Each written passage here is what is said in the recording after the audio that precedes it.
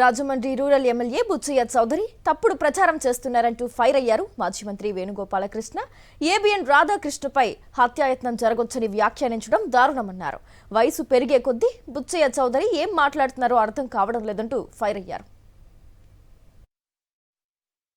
ABN Radhakrishna గారికి ఒక warning ఇచ్చాడు బుచ్చి చౌదరి గారు. బుచ్చి చౌదరి గారు చేసినటువంటి కామెంట్స్ లో ఏబిఎన్ రాధాకృష్ణ గారు వాస్తవాలు వెలికి తీస్తున్నారు గనక ఆయనపై హత్యాయత్నం జరగొచ్చని, ఆయన్ని హతమారుస్తారని ఈయన వార్నింగ్ ఇస్తా ఉన్నాడు. బుచ్చి గారు వయసు పెరిగింది, ఆయన మాటలు పిచ్చి ప్రాలాపనలా ఉన్నాయి. జగన్మోహన్ రెడ్డి గారి మీద పలు ఆరోపణలు చేస్తున్నారు. మీడియా మాఫియాగా మార్చి చంద్రబాబు గారికి జాకీలతో లేపి ప్రయోజనం పొందుతుంది ఎవరు? రాధాకృష్ణ గారు కదా.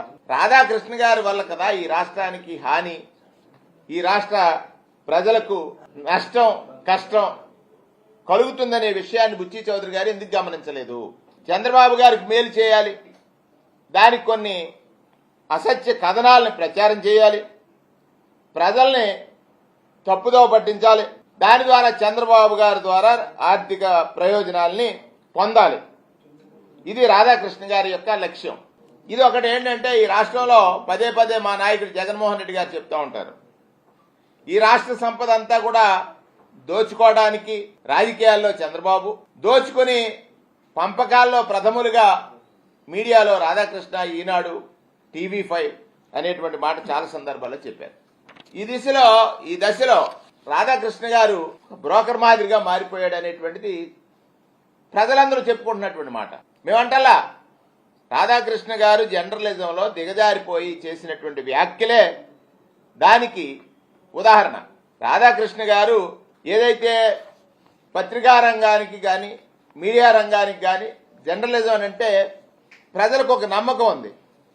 ఆ నమ్మకాన్ని ఆయన పూర్తిగా కోల్పోయేటట్టుగా వారి రాతలు కానీ వారి ప్రచారాలు కానీ ఉన్నాయి. ఆయన అన్నమాట ఏమిటి? బుచ్చి చౌదరి గారు ఒకసారి వైఎస్ఆర్ కాంగ్రెస్ పార్టీ నాయకుల్లో ఇళ్లలోని మహిళల్ని ఆయన చేసిన నీచ వ్యాఖ్యలు మీకు కనపడలేదా? మీరే ఆయన చేసినటువంటి నీచమైనటువంటి వ్యాఖ్యలు అంటే వారి భార్యల్ని వేరే వారికి పెళ్లి చేస్తారా? ఇది ఎవరు అలవాటు? ఎందుకు ఆయన మాట్లాడాడు? దానికోసం నిరసన తెలిపారు. ఒక అహింసావాది అంటే ఎక్కడా కూడా హింసకు తావు లేకుండా నిరసన తెలిపితే కేసులు పెట్టారు. నిరసన తెలిపితే మీరు దాన్ని దాడి అంటున్నారు. నిరసన తెలిపితే దాడి అంటున్నారు. బుచ్చి చౌదరి గారు కొంచెం ఇంగితాన్ని మీరు వాడాలి.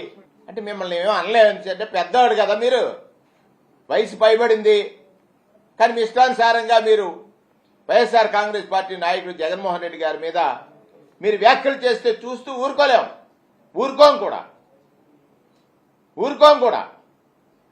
మీరు ఏదైతే మాట్లాడుతున్నారో మీ చరిత్ర అంతా ఒకసారి చూసినట్లయితే తెలుగుదేశం పార్టీ నాయకులు ఇప్పుడు ప్రస్తుతం మీకు అన్ని శాఖల్ని తానే నడిపిస్తున్నటువంటి మీ యువ నాయకుడు చేస్తున్నటువంటి దురాఘాతాల గురించి ఒకసారి చరిత్రలోకి వెళ్దాం.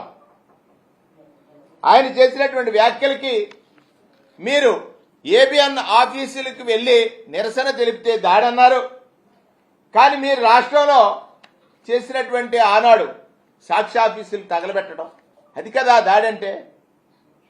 సాక్షి ఆఫీసుల దగ్గర మీరు చేసినటువంటి దురాఘాతాలు కానీ, మీకు అధికారం వస్తే హింసాయుతమైనటువంటి పాలన మేము చేస్తాం అనేటువంటి విధంగా మీ ప్రవర్తన ఉందని ప్రజలు గమనించలేరనుకుంటున్నారా? రోజు ఒక హత్యాచారం, వచ్చిన వెంటనే గంజాయిని మాఫీ చేస్తానని చెప్పిన చంద్రబాబు నాయుడు గారు రాష్ట్రం అంతా కూడా గంజాయి, ఎక్కడ చూసినా గంజాయి పొగలే, మద్యం ఏరులై పారుతా ఉంది, ముక్కు పచ్చల ఆరని పసికందుల్ని చిదిమేస్తా ఉన్నారు. ఇవన్నీ కట్టడి చేయాల్సిన అధికారం ఉన్న చంద్రబాబు నాయుడు గారు చెయ్యలేక విఫలం చెందాడని నీలాంటి సీనియర్ చెప్పాల్సినటువంటి అవసరం ఉంది. చెప్పలా. కారణం మీకు ఆశ ఉంది, వయసు అయిపోయింది, ఏదో ఒకసారి కేబినెట్కి వెళ్లాలని ఆశలో ఉన్నారు. మీరేమంటారు? చంద్రబాబు నాయుడు గారు ఏదైతే ఇవాళ పాలన చేస్తున్నారో అత్యాచార రాజకీయాలు, ఈ రాష్ట్రాన్ని ఆంధ్రప్రదేశ్